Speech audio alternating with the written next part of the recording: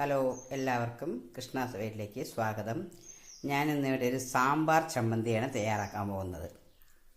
അതിന് വേണ്ടിയിട്ടുള്ള സാധനങ്ങളാണ് ഒരു പിടി നാളികേരം എടുത്തിട്ടുണ്ട്, 1 ടേബിൾ സ്പൂൺ ഉഴുന്ന് പരിപ്പ്, ഇത് തോലുള്ളതോ തോലില്ലാത്തതോ ഏത് വേണമെങ്കിൽ എടുക്കാം, 1 ടേബിൾ സ്പൂൺ മല്ലിപ്പൊടി, 1 ടേബിൾ സ്പൂൺ തുവരപ്പരിപ്പ് സാമ്പാർ പരിപ്പ്, 1 ടീസ്പൂൺ മുളക് പൊടി, പിന്നെ കുറച്ച് മല്ലിയില, 2-3 കറിവേപ്പില, ഒരു ചെറിയ നെല്ലിക്കയുടെ വലുപ്പത്തിലോളം പുളി, പിന്നെ ഉപ്പ് ആവശ്യത്തിന്.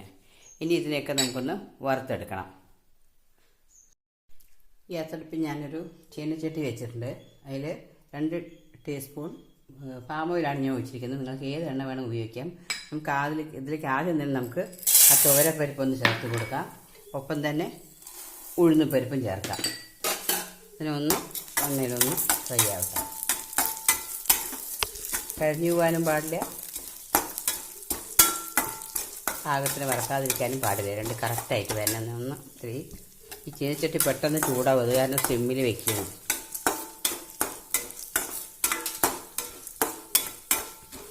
ഓരോ ടേബിൾ സ്പൂണാണ് ഇട്ടിരിക്കുന്നത് അളവ്. നിങ്ങൾക്ക് ക്വാണ്ടിറ്റി കുറച്ച് മതിയെങ്കിൽ നിങ്ങൾക്ക് അതിനനുസരിച്ച് കുറവാക്കി എടുക്കാം.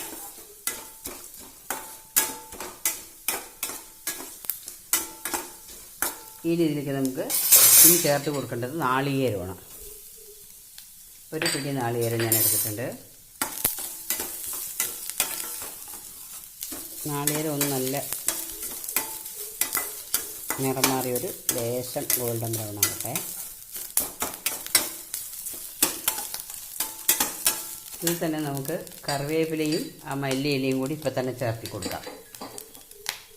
കറിവേപ്പില, മല്ലിയില ഇത് രണ്ടും ചേർത്തി കൊടുക്കാം.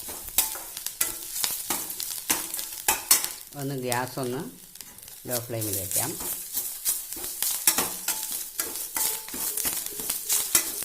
ഇതൊന്ന് നല്ലപോലെ ഒന്ന് പറന്ന് വരട്ടെ.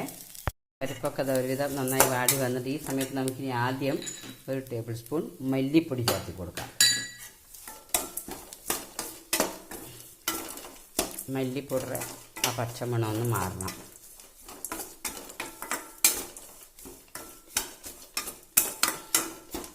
എന്നിട്ട് 1 ടീസ്പൂൺ മുളക് പൊടി കൂടി ചേർത്തി കൊടുക്കാം. ഏറ്റവും ഒടുവിൽ മുളക് പൊടി ചേർത്താം.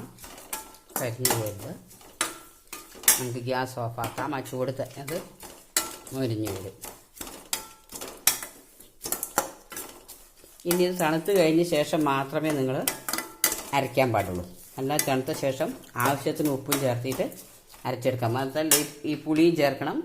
പിന്നെ എനിക്ക് മധുരം ഇഷ്ടമായതുകൊണ്ട് 1 കഷ്ണം ശർക്കര കൂടി ഞാൻ ചേർക്കും. നിങ്ങൾക്ക് ഇഷ്ടമാണെങ്കിൽ ശർക്കര ചേർത്തിയാൽ മതി. ഇല്ലെങ്കിൽ ശർക്കര ഇല്ലെങ്കിൽ നല്ല ടേസ്റ്റ് ഉണ്ട്. ഇപ്പോൾ തന്നെ നല്ല സാമ്പാറിൻ്റെ മണം വരുന്നത്. ഓക്കെ, ഞാൻ ഇതെല്ലാം തണുത്ത ശേഷം ഒന്ന് അരച്ചെടുത്തിട്ട് വരാം. മിക്സിയുടെ ചെറിയ ജാറിൽ വേണം അരയ്ക്കാൻ. ആദ്യം നിങ്ങൾ മിക്സിയുടെ ജാറിലിട്ട് ഇതുപോലെ ഒന്ന് പൊടിച്ചെടുക്കണം. ഇല്ലെങ്കിൽ പരിപ്പ് ഉഴുന്നൊക്കെ അരയാൻ ബുദ്ധിമുട്ടായിരിക്കും. ആ പൊടിച്ച ശേഷം അതിൽ പുളിയും ഉപ്പൊക്കെ ചേർത്ത് ഒരു ലേശം വെള്ളം, 1 ടേബിൾ സ്പൂണോ മറ്റോ വെള്ളം ഒഴിച്ചിട്ട് അരച്ചെടുക്കണം. ഓക്കെ, നമ്മുടെ ടേസ്റ്റി ആൻഡ് ഹെൽത്തിയായ സാമ്പാർ ചമ്മന്തി ഇവിടെ റെഡി ആയിട്ടുണ്ട്. ഇത് ചോറിന് മാത്രമല്ല, ഇഡലി, ദോശ, ചപ്പാത്തി എല്ലാറ്റിനും നല്ല കോമ്പിനേഷനാണ്.